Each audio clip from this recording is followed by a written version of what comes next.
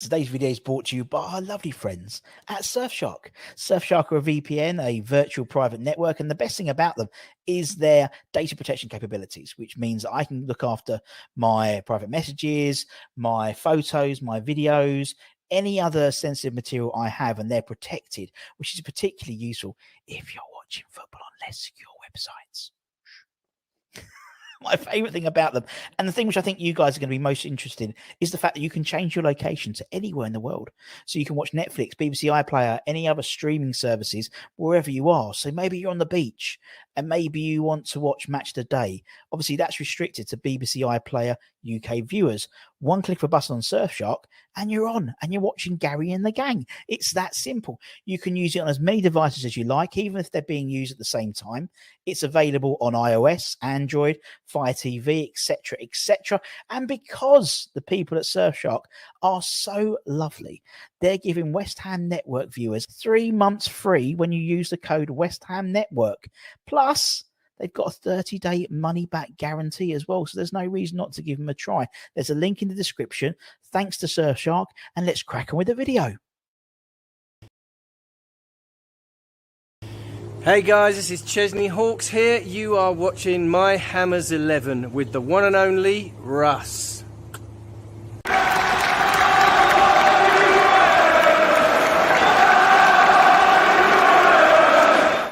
Yes, everybody. Good evening, West Ham fans. Hope you are all safe and well. Hope you're all happy Hammers at the moment. Hopefully, we'll be happy at the end of tomorrow evening.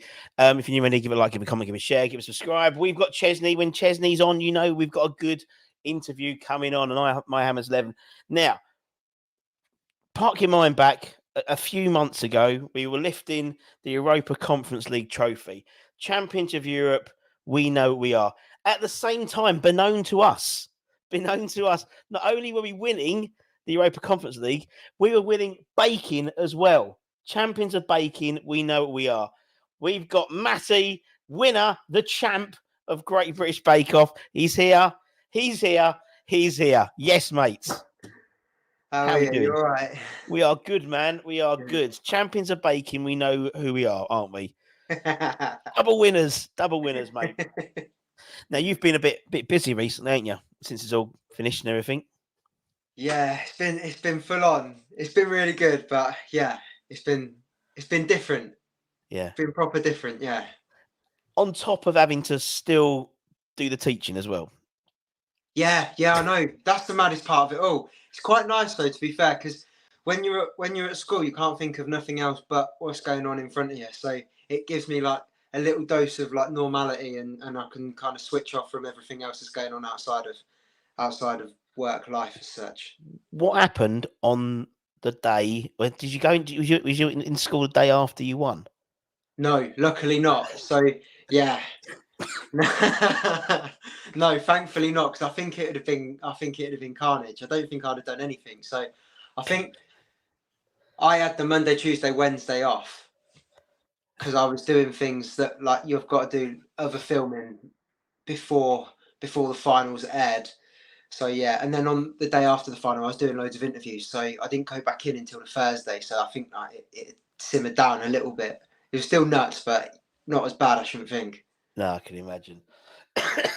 Because when we were chatting, and you were like, I can't talk until afterwards, and I was like, because no disrespect, Matty, I thought week 2 or 3, I was like, but proper West Ham underdog, mate, innit? The underdog. He came out of nowhere. In the last few weeks, I was like, he's smashing it. The boy is smashing it now. First few weeks, I thought, okay, he's just being, he's feeling his feet. We had, don't forget, we had the Platt, the Hammers Platt, and I was like, go on, son, I have to get the West Ham. And I was thinking, when that was being filmed, we were in the midst of this European campaign at the same time, weren't we? Yeah, I know. So trying to get the practice in, I was sometimes like rushing it so I could watch the game. But yeah, or I'd just like count off like practicing on that night, and I'd watch the game instead. But I suppose after you've made things, it takes so long to prove sometimes. You can probably watch a football match in between when you're waiting Yeah. for something to prove. One baker to another. It does take a long time. So you could you could take time. But yeah, oh man, I was made. Do you know what? I was made up. I was watching that final and I thought, and I actually had the text to text you to say robbed. You was robbed, and then it went. No, delete. Winner, chicken dinner. Yeah, straight away. So I had to do it straight away. But no, it's good, man. It was really good. It's always nice when West Ham, West Ham fans do well, man. And obviously, since then, you've had outpouring from a lot of the West Ham sort of fan base as well. Big community, innit? The West Ham fan base. Yeah, honestly, the West Ham fans have been unreal throughout. As soon as I'm glad that was week 3 when I got in the fact that I'm a West Ham fan, because since then it's just been insane. And I was at the Palace game a couple of weeks back, and the amount of people that come up to me and said, "My missus watches this show. Can I get a picture?" Yeah. Oh, it's unreal, honestly, quality. Well, that's when I said to Joe, I said, "I'm just off there." She was like, "Well, who are you interviewing today?" I went, "Matty." She went, "Well, Matty from Bake Off." She doesn't honestly. She don't give a shit about anyone I talk to. We've interviewed. Over 100 ex-players and all these, but it was only you and Harry Redknapp, the only two she's given a shit about. So there we go. You're in good. And then she went, "Oh, is he coming over?" No, he ain't coming over. I suppose you get it all the time, innit? From anyone. "Oh, you're going to bake me a cake now? You're going to bake me a cake now?" Yeah, that's like the most. If I had £1 for every time I got that, I'd be minted. I get it every fucking Sunday. I sit there and because I when I was in lockdown, I sort of took up baking a little bit, and and I had a failed West YouTube series called In Rusty Crust because I thought impart some of what I learned to blokes, old middle-aged blokes, but and I can't every Sunday they just sit there, and then my daughter goes, "Oh, I could do with a couple of cupcakes, Daddy, or a scone." I was like, I love it. I do love it, man. I do love it. I do love it, man. It is fun. It is fun. What got you into baking? We'll talk about West Ham. What got you into baking first? I think it was my nan. My nan. She passed away when I was so young, so it's difficult for me to say categorically it was her. But I think it was her. She used to do a bit. She wasn't professional or nothing. I think when she retired, she'd do people's wedding cakes and things like that, just to kind of tick over a little bit. And I guess that was definitely my first introduction. So yeah. I kind of have to accredit it to her. But then I think kind of growing up, it's certainly as a kid, you're mess all over the place, isn't it? So when you're baking, so my parents definitely facilitated it. But I'm going to go with my nan as the kind of the first person that got me going. Yeah, good. And obviously, more importantly, we talk West Ham, and as you said, we were originally going to do it last week, but luckily you were a bit busy because obviously we came off an absolute shitstorm at Fulham, and since then we've been unbeaten. So the turnaround, man, the last 2 games, it's mental, isn't it? Absolutely mental, West Ham at the moment. That's the life of a West Ham fan, though, isn't it? It's never steady, easy going. It's either up here or down there. It's turbulent, isn't it? Always. It is, and obviously beating Tottenham and then losing to Fulham. You couldn't write that, could you? Well, you could, because it's literally West Ham season 101, isn't it? That's all we do. Yeah. But since then, 2 clean sheets, 2 wins through to the last 16, and maybe we could be through to the semi-finals tomorrow. Be awesome, isn't it? Be interesting to see what side Liverpool put out. They've got a lot of injuries as well, and they've got Arsenal at the weekend as well. So yeah. And at the top of the table, this has been a bit of a weird season, don't you think? At the top of the table, neither team wants to run away with it. Everyone's beating everyone. You look if you went through a narrative, this team beat this team. We drew with Palace drew with Man City. Brighton lost to everyone's beating. It's one of those weird seasons where I think anyone who puts half a dozen games together are going to be right up. I mean, look at Villa. Villa are smashing it at the moment, and you never know. You never know what happens throughout the season, but. Yeah, it's just one of those things, and I think that's why I don't actually fear Man United on Saturday. No, no. Weird, I isn't it? haven't feared United for a couple of years. It's Nah. been unbelievable. When I was at school, everyone was a United fan. Hated playing Man United, but now you don't mind it, do you? No, you fancy it, don't you? Just keep passing it to their goalkeeper and see what he does. It's an absolute crazy man. I quite like Onana. He's a bit of a character, but yeah, I mean, we'll see what happens. I think similar to last week, I'll be happy if we won tomorrow. If it meant we lost against Man United on Saturday, for me, it's all about the cup, and it's all about you're looking now. You got Chelsea are currently winning. I think you got Middlesbrough winning. I think whoever ends up winning our game tomorrow, I think they're favourites for the cup, which is pretty awesome, really, pretty awesome. But Yeah. I'm looking forward to it. I am looking forward to it. I think it'd be nice to, I mean, Fulham have just gone one up at Everton as well, and we could get our own back against Fulham if we got them in the semis, or Middlesbrough, Michael Carrick, and Newcastle one up rather. So yeah, it's anyone's game. But I'm up for it. I'm up for it tomorrow. Looking forward to it. We've got some opposition fan chats tomorrow, so keep it on the channel, everyone. Right, West Ham. Why West Ham, Matt? Why is it your side, man? My dad. Yeah, I think every West Ham fan is like tied into the club by blood, aren't they? yeah. Certainly, when I was a teenager, or well, even younger, you're picking your team. Like, well, I never got to pick; I was born into it. Yeah. My dad, yeah, he's from Walthamstow.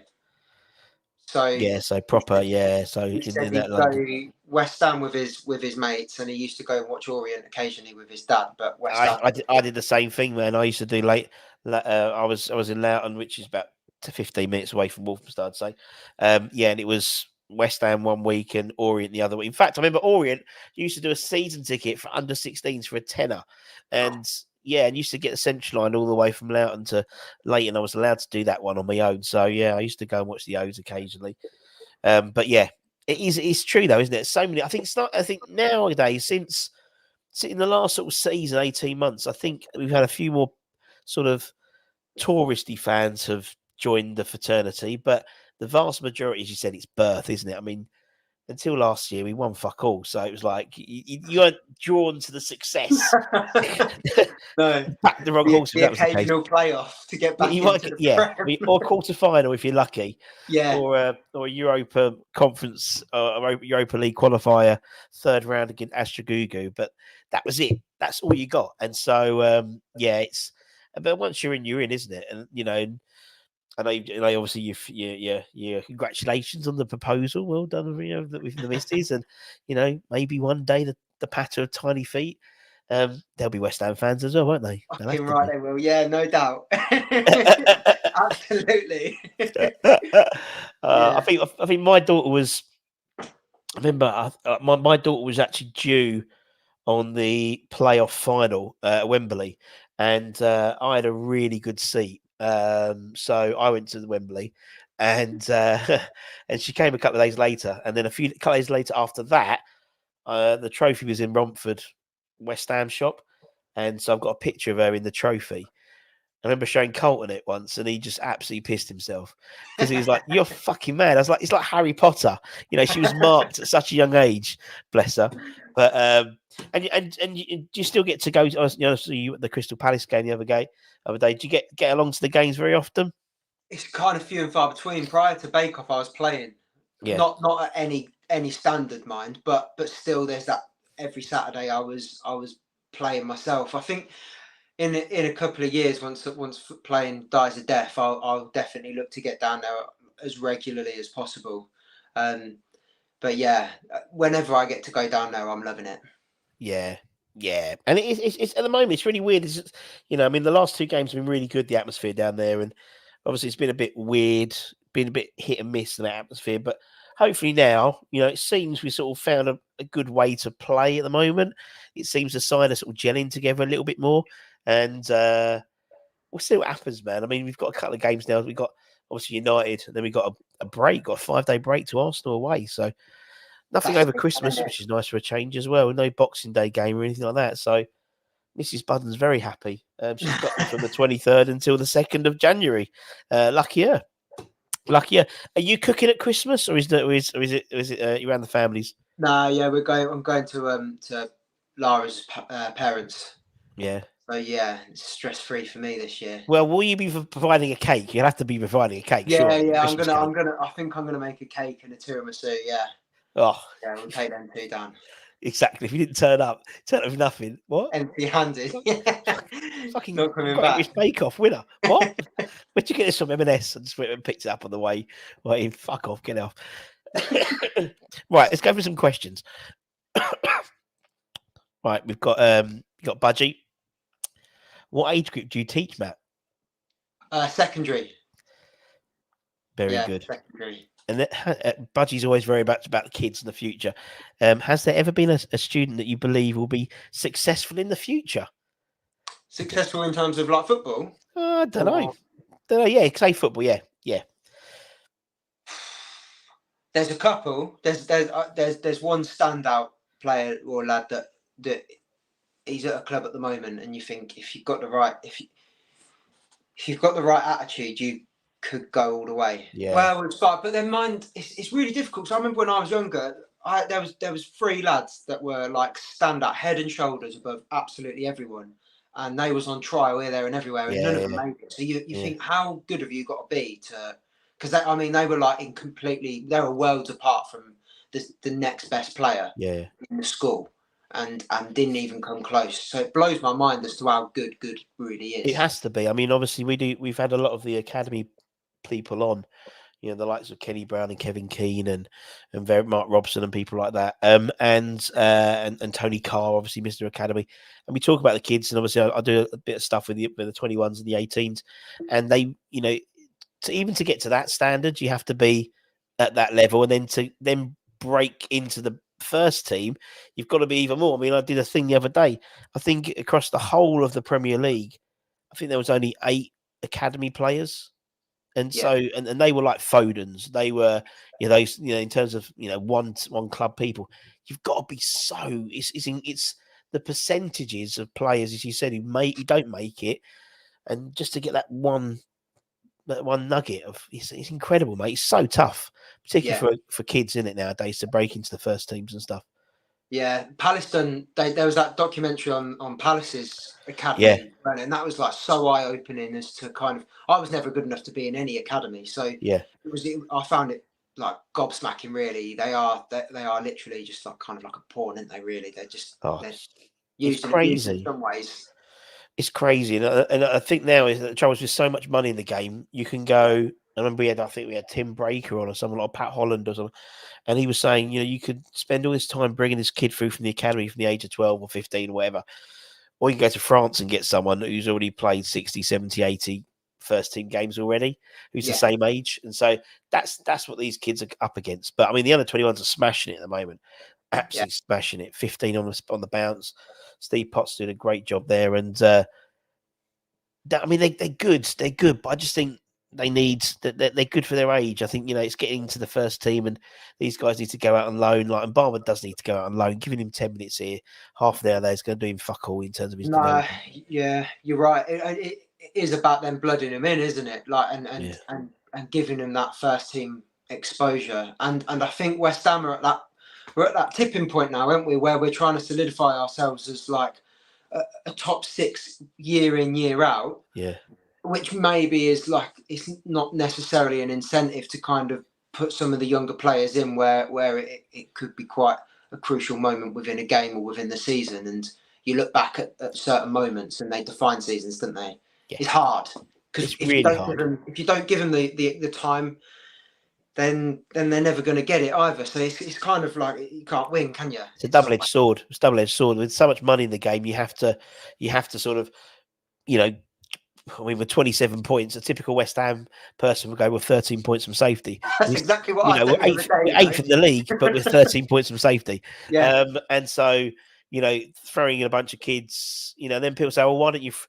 it's like, if we'd beaten Olympiacos, then maybe that Freiburg game would have been a gimme anyway. We could have put the kids out, which gives them some exposure. But then they're only playing one game, and then they're back playing 21s against their own age group. So it does. Yeah. You never. I don't think you ever win.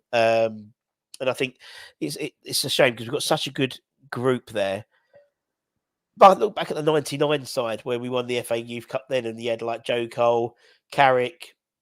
You had a lot of guys who maybe didn't make it at West Ham, Adam Newton, Ezekiel Penn, who then made 300-400 appearances for Swansea and Scunthorpe, and so they made it. I think everyone in that group became a professional in that under-19 in that '99 group, which was amazing. But look, it's we'll see what happens. As I said, we've got lots of lots of good players, but they're all a bit small, in my opinion, because they're all playing the very same age group. So it's like. Yeah. It's different breaking into talking into the blokes, in terms of men's football, really. But we'll see what happens. You never know. Stranger things have happened at sea. Matty, if Matty was a West Ham manager, what type of manager would you be? If you was in the dugout, are you a progressive? Are you a low blocker? What are you? What's your management style? It's hard, isn't it? It's because I feel like one style, one consistent style across the board now is no longer good enough. The way that football's evolved, that if you only play one style of football, I think almost we got found out the other year, didn't we? Was it 4 years ago? We was flying, and then the next year we turned up playing the same way with the same people, and we couldn't beat no one. Nothing had changed our end. Everything could change with the opposition. They'd sussed us out, and we didn't have a plan B, did we? No. So I don't think to be successful in football anymore, you can have one specific style. I think you're right. I think the best managers are the ones who can reinvent themselves. So you look at someone like Pep, and I see Pep as a really ruthless manager. He's got rid of Mahrez, he's got rid of Jesus, he's got rid of some big players. It's almost like every year he goes, right, okay, you're out, you're out, you're out. I'm going to bring him, and every year he sort of brings in 2 good players and maybe sells 2 players and just freshens up the squad. I think you're right. I think we got a bit stale, in all honesty. And it seems we've got this new style of playing. Bowen, Kudus, Paqueta, sort of as a 3, just chasing and hounding. That's our new way of playing, and that's great until we get found out again. And then you need to always reinvent yourselves. And I think when you have a manager who's managed 1,000 games, doesn't usually happen. Doesn't happen very quickly in terms of reinventing himself. But we'll see what happens. We'll see what happens in the summer when Mr. Moyes' contract's out. We'll see what happens then. It could well, it could be interesting to see what happens. We'll see. Right, what we got here? Hi, I'm Matty. What's your favourite? Oh God, back to baking. What's your favourite dessert to cook? Oh. Can I go? I'll go tiramisu on that. Simple. You don't really cook a tiramisu, though. Come on. Not really cooking. All right. You can. I mean, if you want to be lazy, then you can say a tiramisu. Don't worry, it's not like you won't fucking bake off or anything. But yeah, I'm quite selfish. I like to make what I like to eat. No, do you know I'm the same? I can't cook anything I wouldn't eat. I'm trying to think what dessert I would like. I don't know. I don't know. Yeah, we'll go with tiramisu. I'll allow that one. He's not really cooking, but anyway. Right, KP, well done, Matty. Was rooting for you, and you really improved week on week. Well done, Matty. I have to say your crest cake looked pretty grim, though. Yeah, it wasn't a cake. It was a bread plat. But there we go. That's nice, isn't it? That's backhanded, isn't it? Yeah. That's like, well done. You did very well, but didn't we like it? But it was true, isn't it? It's like that's what I mean. As I said, the whole thing was a bit like a West Ham, season. It started off, and as you got to the tail end, you shone it at the end. It was like anyone's game, and I thought, I was made up. What we got here? Right, any more comments that aren't involving baking? Have a word with Moisey. Adaptability. Yeah, okay, all right, fair. Great point, Matty. They have to be adaptable. Oh, everyone's loving you. You're making lots of good points. My favourite dessert to cook is the missus when she does a lemon drizzle with limoncello. Right. I've never thought to do that. That's a great idea. That'll be on your fucking Instagram tomorrow, won't it? Look at this limoncello. Just came out of my mind. I love it. What's the most complicated food to make? Don't know. Christmas dinner's quite complicated, isn't it? If you had to do a roast, timing, I hate cooking. I hate cooking roast dinners. Yeah, it's all about one thing's ready before Oh, the other thing's even gone in the oven, isn't it? and especially like Christmas dinner, you just get people walking in trying to get involved, and it's like, just leave me alone. Leave me alone. Question: would Matty be prepared to bake a cake for the club when we win the Europa League? You could bake like a Europa League. I'll make it happen. I'll make it happen. Right, this is going to be the ultimate social media. We'll have Matty making a Europa League cake, right? And then we'll present it in Dino's Cafe with Tommy. Perfect. With Tommy Skinner. Perfect. I'll tell you what, that would be like viral social media gold. I'd love that. I'd fucking love that. But what time did he eat that? Because he's eating curry at like 6:30 in the morning, isn't he? What time did he eat the cake? Everything has those potatoes on, those weird like scallop potatoes he eats. Yeah, bless Tommy. Yeah, we're getting Tommy on soon eventually when he's not, I don't know, selling stuff at the market. Don't you use limoncello to ward off mosquitoes? No, you drink it. It's limoncello. I had to go at lamb. What is this? This is a West Ham podcast, not a fucking food podcast. I had the lamb tagine once, almost threw up. Oh, thanks. If we're talking about cooking, I got a lovely new air fryer yesterday. A big boy. It's called the Mega Zone in the middle. Oh, did old chicken. Anyway, we digress as always. Right. Okay. So, what do you remember your first West Ham game?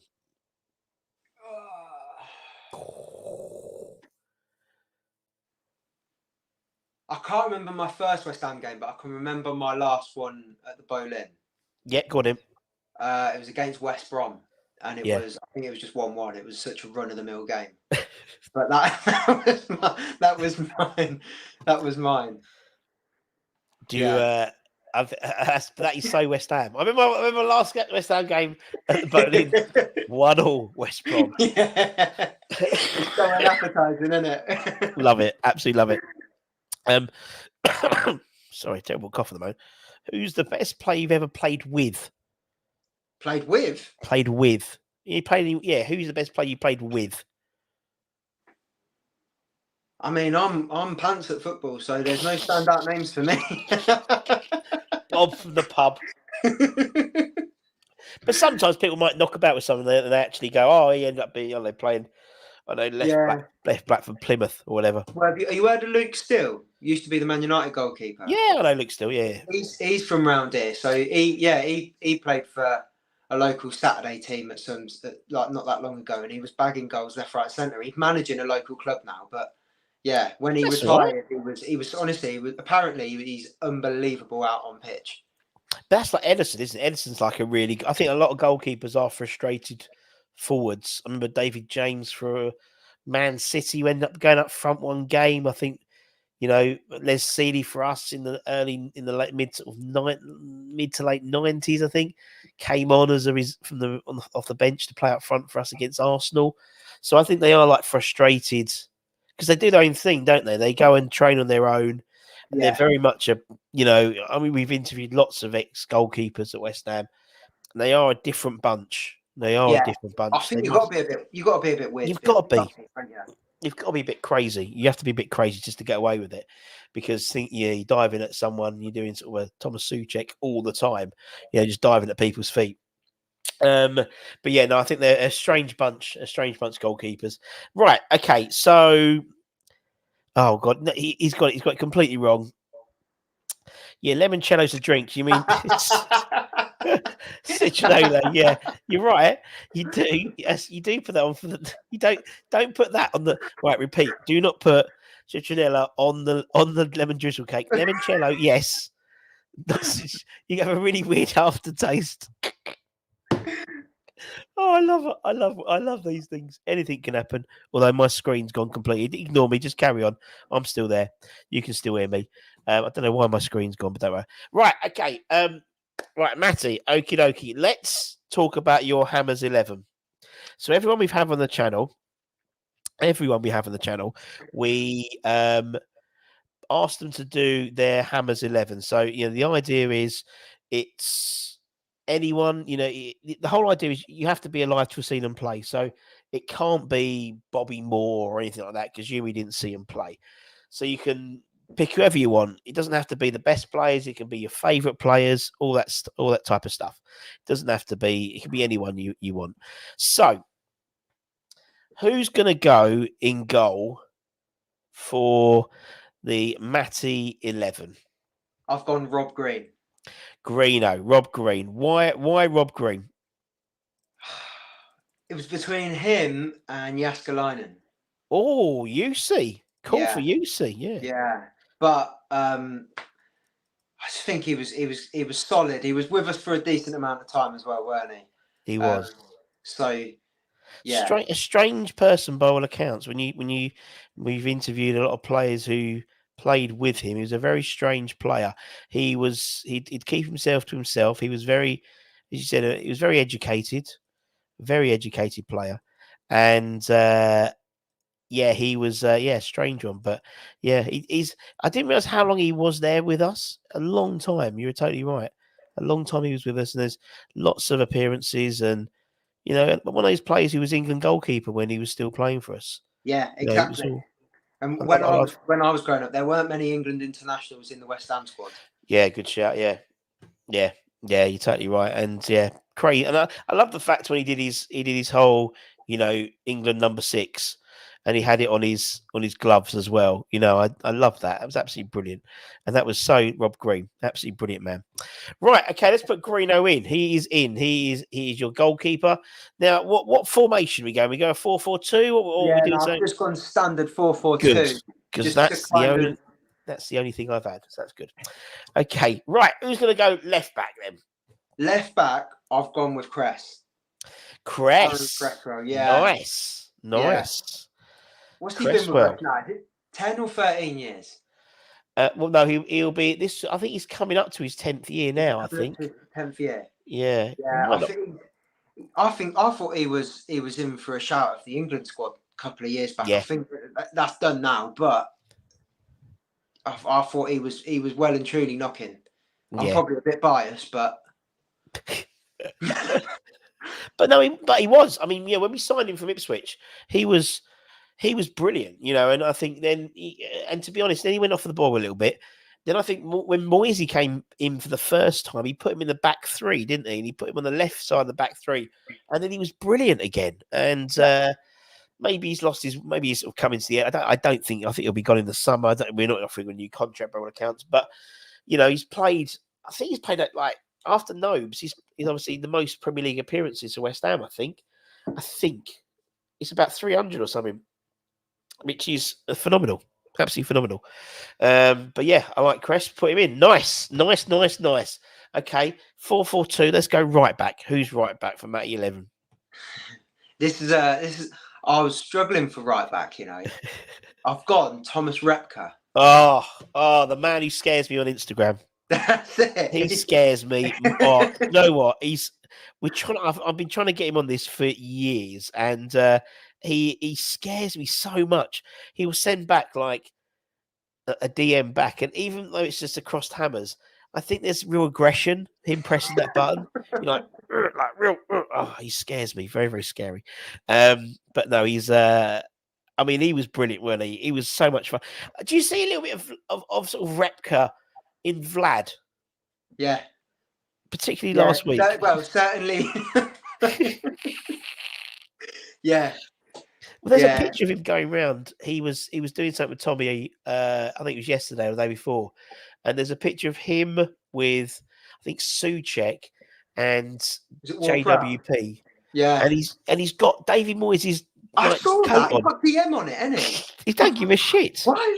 How's he got that? They don't even can't get any of them, do they? In the training session. Because they must. But then Moyes must train he must like change in a separate. So he must have. How did he get his jacket? Nice. I don't know. I don't know how he gets his jacket, but obviously some of the players we've played, who's played with Repka, he has some very funny stories of him as a player and just a very very strange character, but Imagine. one that you'd rather have on your side, Oh, for you know, sure. pissing, Yeah. on yours 10. I mean, look at him there. He's scary, man. Although he did cry. I remember him crying when it was his last game for us before he left. He was crying because everyone was chanting there's only one Thomas Repka. So yeah, bless him. Right, Cress. I'd prefer to be a right winger if I was playing the opposition rather than left winger against Repka. First centre half then, Matty. Who's your first centre half? Winston Reid. Rido. Oh, Yeah. that last season at the bowling. Oh, Oh, what a man. What a yeah. man. Yeah. And again, one of those players as well who I think he came from, Denmark. We didn't really know much about him. And he became, he's going to go down in cult hero history now, isn't he? Just because of that one goal. Yeah. Yeah. That final goal. Yeah. But he was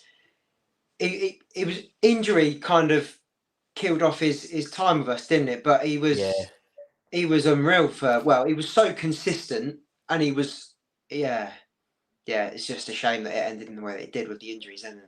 It did. Unfortunately, that sort of epitaph is similar for so many players at West Ham, isn't it? It's like injury. What would have been happened if he didn't get injured? Because he was like, when I remember him joining, he was shit when he joined, and then we went down, and then in the Championship, he was unreal, absolutely unreal, and great player, great player. Because I remember we signed him, didn't we, for the World Cup, and it was like we signed this World Cup star, and I'm thinking, who are we getting? Who are we getting? We're going to get like Maldini. We're getting Cannavaro. No, we're getting this bloke from New Zealand. Okay. But he's going to go down in West Ham history. The last ever goal at Upton Park. And love Winston. What a team to do it against as well. Oh, I mean, that whole day, wasn't it? It was just like when the stars aligned. And I was talking on, I was on more than just a podcast yesterday, talking about that last game of the season and just that whole day. I remember, I think that whole day I was doing jury service that day, so I had to. I think I drove up to the ground really early, about 8:00, and I had my pass, so I managed to sort of walk around the stadium all on my own. And there was no one there. It was like 8 a.m. There was like literally no one there. So I sort of said my goodbyes then, because by the time I came back, it was just like manic. And then we had obviously, we had to do like all the stuff pre-match and shit like that. So it just took so long. So yeah, I'll always remember that. I found the pictures the other day. It really made me a bit sad, actually. Really a bit sad, but life moves on, doesn't it? Life moves on. Right, who's going to partner Winnie? James Collins. Oh, I tell you, this is coming. This is coming to a good side, my friend. The Ginger Pele himself. Oh, love Ginger. He's a guaranteed for me, anyway, because of my age. There's you can't lean on some of the older legends to kind of bolster that back four, but I think he epitomises what West Ham fans want from a player, don't he? Yeah, he is. It don't matter if you're not the best player on the park week in, week out, but like to wear he wore the shirt like what we would if we could. Yeah. Oh yeah, and again, one of those players is a few players who aren't from around these parts who become West Ham, and James and Ginge became a hammer, and you see how when he's doing the podcast with Chris on the Ironcast and the interviews of new players and whatnot, he's always the one saying, this club will give, they're brilliant, and I love the club, and you can genuinely, I mean, look, he still lives around the area, and his family, he still goes to, he goes to the away games, you know what I mean, and sits with the fans. I love players like that. It doesn't happen very often, but with someone like Ginge, he just, and yeah, I'm going to put him on the right hand side, Nick, with Repka. Oh, fucking hell, that is a pairing. Would not want to be a striker off against. I think I'd stick to the Cresswell area It's through and balls, hope then it knock balls over the top. You don't exactly. wanna- And just they're going through you. I think I'll hang off the back of Cresswell instead, and hopefully he'll fall over like he did against Eintracht Frankfurt 2 years ago. Right, okay, let's go into midfield. Let's go left wing. Who's left wing? Reluctantly, Dimitri Payet. Is it reluctantly now? Has enough water passed under the bridge where we can sort of just talk about Payet in being amazing? You know what? I like absolutely everything on the West Ham page, other than when we lose and when it's a Dimitri Payet free kick. I still can't bring myself to do it. So where's that fucking Palace one, isn't there? So where's that fucking Palace one? Oh god! Yeah. I mean, I think without Dimmy, you wouldn't have had that season. Oh no way, no way at all. Yeah, He was a special. I mean, he was special. He was a special player. yeah, for sure. Like when he had the ball at his feet, something happened, didn't it? Yeah. And I can't remember what game it was. Sometimes just him having the ball at his feet, the players, the opposition didn't want to engage, and just by him having the ball, not even doing anything, we would creep up the pitch, or something would happen, because they didn't know if they should close him down or if they should back off of him, and that kind of caught in two minds, and all of a sudden he was exploiting you. So yeah, what a player. It doesn't happen very often, but West Ham get a player who is in their pomp, who is at the top of their game. I've always say West Ham are like a bookend club. We either get them in the beginning, like a Joe Cole or whatever, and then they go off and have an amazing career, or we get them in the end, so like someone like Teddy Sheringham, or we don't usually get players who are, for that sort of 18 months we had Payet, that's probably the best 18 months of his career, and he was one of the best players in the world, if not the Premier, definitely one of the best players in the Premier League. But he was voted in the FIFA Player of the Year. When's the next time that can happen? Actually, it could happen with Kudus, I reckon, potentially one day. But yeah, no, he was just brilliant, wasn't he? Absolutely brilliant. And just the excitement, we have a little bit of that now with JWP when we have like a corner. I remember when the first game of this season, he had a corner, and obviously everyone just got up on their chair thinking, "That's it, we've got this guy who takes corners." And the first one, it didn't. I think he scored with the second corner. I think again scored, but yeah, we have that excitement for a free. When he had a free kick, it was almost like a penalty, wasn't it? It was amazing. Yeah, Absolutely incredible. Yeah, he was brilliant. I loved him. And I think enough water's passed under the bridge now. We wouldn't have had that season without him. And yeah, bless him. Right wing then. Who's going right wing? Right wing, Joe Cole. Oh, friend of the channel, Joe Cole. I absolutely love Joe Cole. Oh, we all love Joe Cole. Joe Cole. Yeah. Brilliant Yeah, player. He don't need explaining why he's gone in there, does he? No, he was phenomenal talent.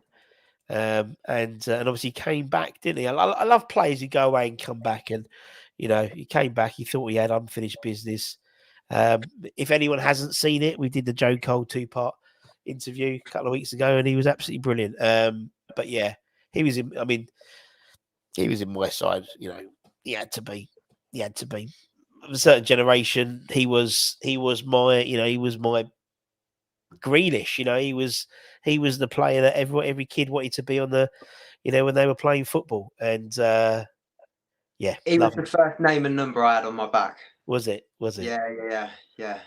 And it must have been hard. I mean, we've interviewed him. One of the questions I asked him was, I remember him signing on the pitch. We were playing Chelsea, and they signed him on the pitch when he was 16.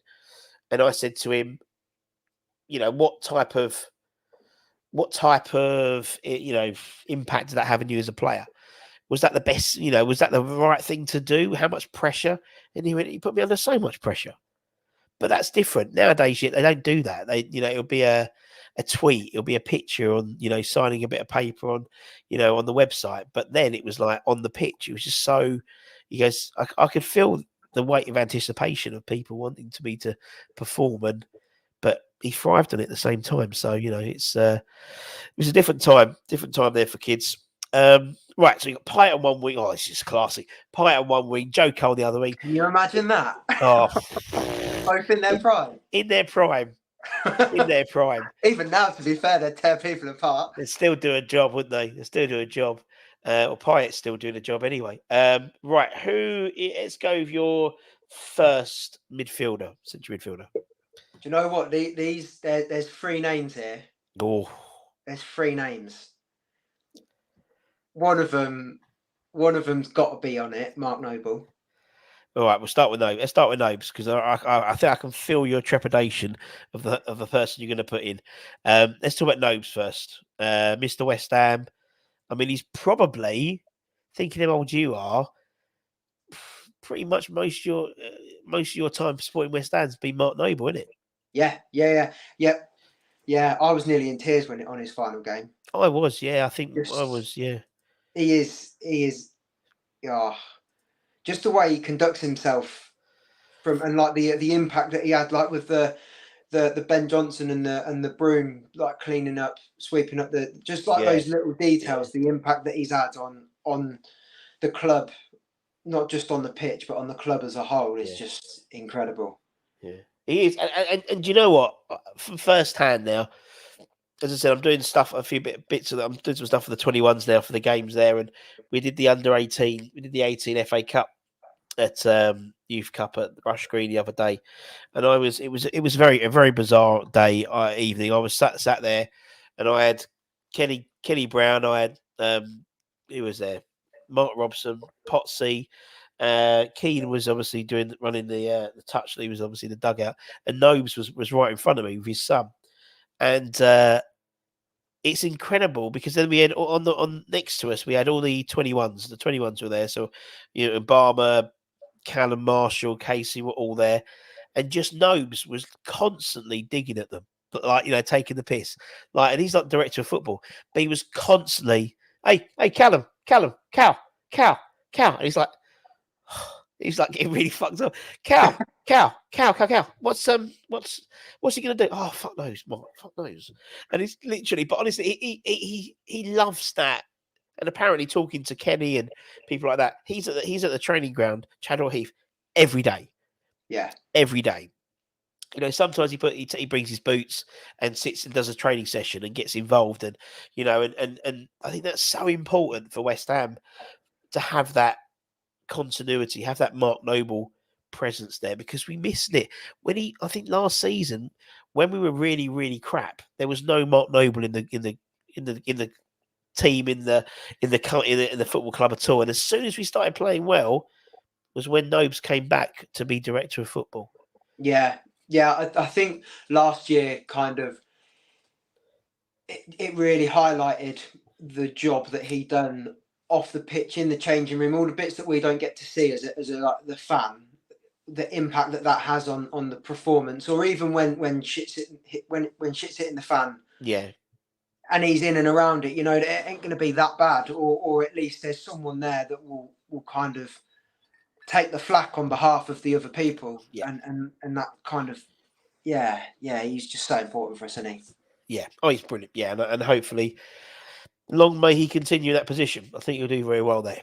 Right. Okay. So for this second one, right, I'm being telepathic. I think there's a certain number 41 is in there. Yeah, and the former captain. He had 3, so it's a choice between the former captain, number 41, who should not be named, but I don't know who the other one is. Yeah, Scott Parker. Or Declan Rice. Or 41. Sure, 11, mate. Do what you want. Put what you want in, mate. Put what you want in. I mean, I'm not being funny. 41 in about five years' time, we won't think it'll be a distant memory now. Won't it? He's played 200. He played 235 games for us. I think Parker, I don't think he played as much. He put probably about 100 and something. Parker was Hammer of the Year 3 years in a row. Declan Rice, he's been Hammer of the Year probably 3 times, I think, as well. Parker was a proper throwback, weren't he? Parker was. Shirt tucked in, black boots. Oh, Nailed it. I saw. Don't do it. I saw. It's a trick, Matty. I used to in the car park, Upton Park. I would see Scott Parker almost crawling into his car. He'd put that much in. Yeah. Now He was so underrated, weren't he? We'll go Scott Parker. He was so underrated. he's going for Parker. He's going for Scott Parker. Don't worry, relax. But I think again, I think it's. I think back about Deck, and it's like, I think in hindsight, he's going to go down as a West Ham modern cult hero. I think, not legend. I think legend's a word that's bounded around far too much. But yeah, Parker. I mean, for a certain age, he carried the team for 3 years. Yeah, didn't he really? Yeah. Happy Emirates happy, but yeah. I mean, who was it? Who was in my one? Can't remember. I think I played. That was. I might have to. Yeah. To be honest, to be perfectly fair, I think if I reviewed my one, I did. I think maybe Deck might get into it now, because I might drop one player because he was critical of the Queen. Got a lot of trouble. So I might change it. But yeah, I think Scott Parker. Yeah, I like Scott Parker. And he's always so smartly dressed. Oh yeah, yeah. Oh, I don't know. I looked at that. That cardigan that he used to wear when he was at Bournemouth with the two. I looked at that. It was something like 700 quid, £900, something like that. It was insane. God, you get it in Primark for about tenner, couldn't you? Yeah. Do you know what I mean? You can probably get it off Temu for like £8. It'll be a size. It'll be for a doll because it'll be completely the wrong size. But still, yeah, it's incredible, some of those things. But he's so stylish, so stylish. I'm glad because there were like talks, wasn't there? People were saying, "Oh, he should be West Ham manager." No, I don't think he should, because he hasn't. I think he was at somewhere random recently, wasn't he? He was at a random foreign club. Yeah, and didn't he lasted like weeks, didn't he? Yeah. He was like in and out. Yeah. Terry makes a good point. Parker left for Spurs, but Rice left for Arsenal. Both amazing, but Rice hurts more. Terry, by the way, I'll introduce you, Matt. Terry the baker. He's a baker. He's very big on TikTok. He's very big on TikTok. Terry is. Quality. So Terry, and he's got a lisp. He's got a lisp. Terry the lisp. No, I like Terry. He's based in Norwich, but yeah, big West Ham fan. And he took up baking. If I'm right, Terry, let me know. He took up baking like when didn't he tell me? Didn't he collapse or something at a game? I think he collapsed like outside the game once and was in hospital, and then basically changed his life and went into baking. There we go. Club Bruges. Thank you. Club Bruges. Hammers Bakes. Yeah, that was it. Old school Hammers Bakes. That was it. Right, up front, first striker. Paolo Di Canio. Oh, do you know what? Me and Anton, we went to see a Paolo Di Canio night a few weeks ago in Brentwood, which was hosted by Tony Cottee. And Paolo was, do you know what? Some people can fake being a fan, but he just oozed class, absolutely oozed class. Absolutely loved the man. He was phenomenal. So you talk about being stylish. It must have been. It was during that hot sort of September, and there must have been 800 middle-aged, overweight men in the Brentwood Centre. Tony Cottee, bless him, was absolutely drenched in sweat. Paolo, not even one bead of sweat on him. It's in a three-piece suit. Amazing, man. But what fantastic! He was a player that you'd pay your money to watch, isn't it, man? Yeah, I mean, so stylish on the ball, if that makes sense. He was just, he just, how do you defend against him? You can't. He was so unpredictable. Yeah. Wasn't he? Yeah. And that was the appeal.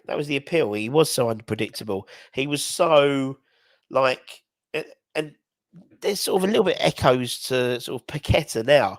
You know, Paqueta was very much someone who it does all the theatrics, and people at the moment say, "Oh, stop throwing yourself on the floors." Di Canio was doing that throughout his whole time at West Ham. You know, it was that game against Bradford where he asked Harry to take him off because he wasn't getting his. You know, it's like fucking hell. You know what I mean? So it's like, you know, you get that with these types of players, but he was mesmeric, Di Canio.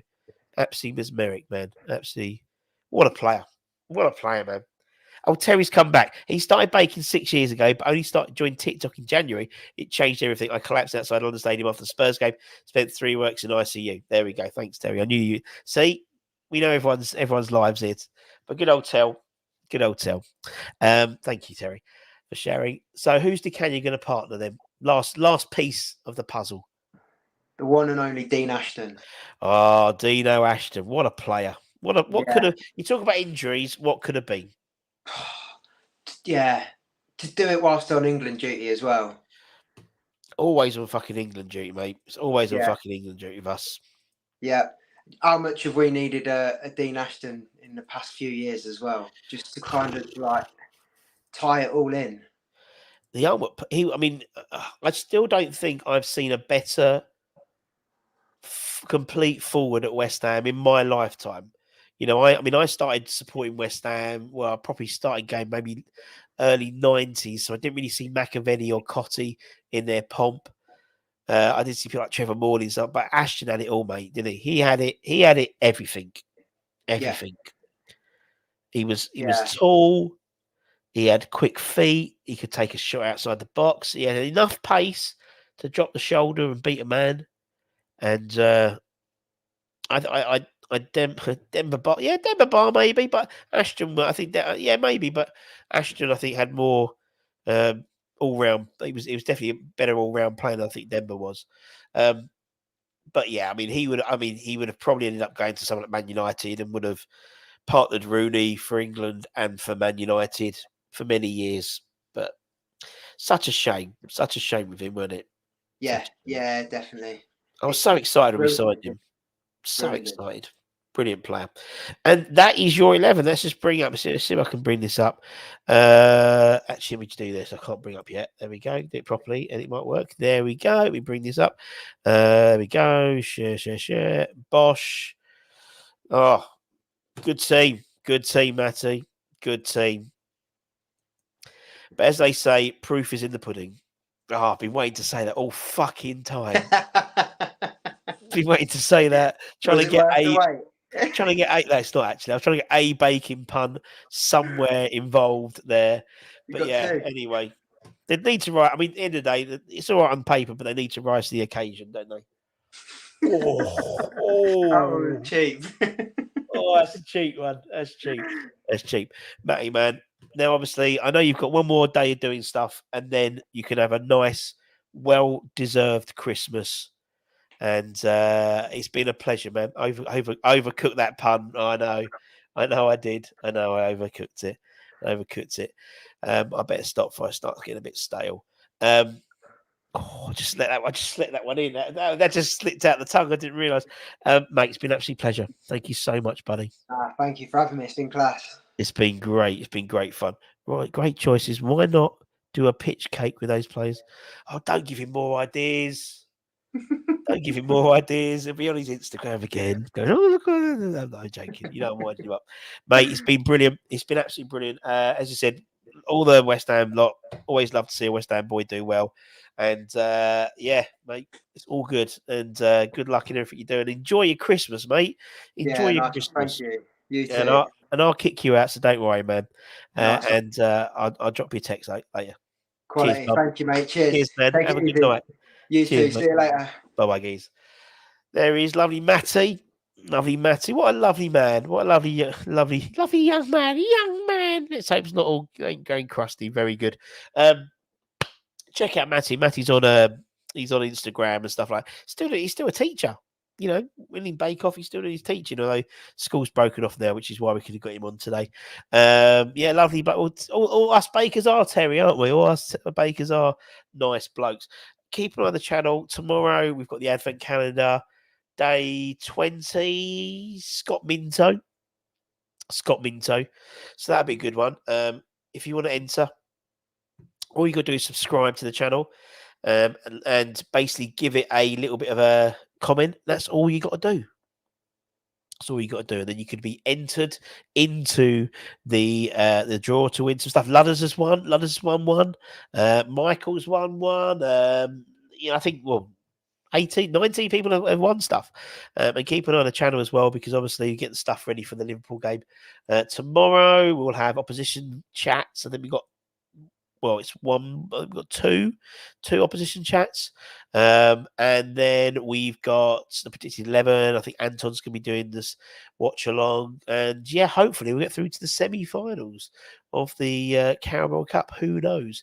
Obviously, Fulham beat Everton 7-6 on penalties. Chelsea and Newcastle are currently penalties at the moment. Port Vale lost to Middlesbrough 3-0. So Fulham, Middlesbrough, and one of Chelsea and Newcastle, and then us as well. It's not Mark Bowen. It is Scott Minto. Scott Minto, sorry. Favourite part of Christmas? It is, well, to be honest, listen to the... I was on more than just a podcast yesterday with Sean, and if you listen to the question time one, we talk about Christmas dinner for about 25 minutes. We're doing a three meats this year. We're doing turkey, river beef, and a bit of gammon. My favourite bit is always the potatoes. I'm always sucker for a roast potato, and it's got to be done in goose fat. And my little tip: you boil them till they're almost completely falling apart, and that's how you get them fluffy. And me and Mrs. Butter went to Tom Kerridge's pub, the Hand and Flowers, for Sunday dinner 2 weeks ago, and I've never had a roast potato like it. It was incredible, honestly. It was the best Sunday dinner I've ever had in my life. So I'm going to try and replicate as much of that as possible. And what I think he does, and again, this is not a food channel, but what I think he does do is, I reckon what he does, and I've been researching, he actually squashes a potato down, like, so it's almost, and he rolls the other potatoes in that squash potato. So you almost have like a double crust. Oh, fucking hell, amazing. I'm going to give it a try maybe this weekend. Right, so there we go. Good homemade Yorkie. And also keep it on the channel. Christmas Day, we've got a special video going out, a Christmas video going out with a few familiar faces and a few ex-players on there and stuff as well. So we've got you covered all the way up to Christmas. And obviously, Boxing Day, no football. We play on the 28th, which is my wedding anniversary. 12 years this year. 12 years. Anyway, if you're new around here, give it a like, give it a comment, give it a share. Give it a bloody good subscribe. Lovely Matty. We should have, we've actually got some great ex-players lined up for the new year, some older ex-players as well, which I'm really looking forward to interviewing, because guys like, the guys we've got lined up, you don't hear from very often, and they have some incredible stories. So keep an eye on the channel. You need to know what variety he uses. I think it might be, I don't know, because it's either going to be a King Edward or Maris Piper, I'd suggest. But they do say the Ugo Gold is the ones to get, I believe. Anyway, take care, stay safe, stay warm, stay humble, have a great rest of the evening. And I think Anton's will be here in the morning, he says. Much love. Come on, you eyes.